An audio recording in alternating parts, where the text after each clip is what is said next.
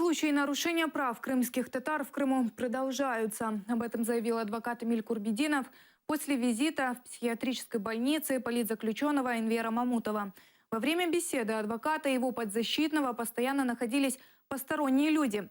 Мамутов – один из фигурантов дела Хизб ут-Тахрир в оккупированном Крыму. Я считаю, что это также нарушение права. Об этом заявлял ранее Эдем Семедляев, что он не был допущен к Эмиру Сиюну-Куку.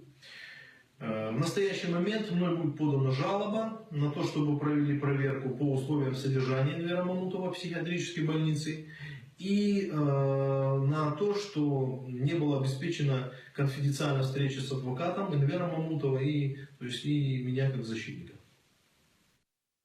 Состояние другого фигуранта дела Хизб ут-Тахрир ухудшилось в СИЗО.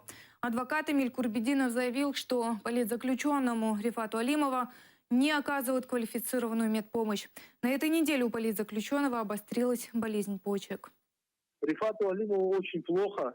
Было как минимум 2 приступа в один день сильнейших почечных. Прибежал врач и сделал только обезболивающее. Но это не решает проблему, что Рифат Алимов еле уже из-за боли, еле передвигается. У него болят, отекли ноги, болят почки и так далее. Еле-еле ходит из-за этого.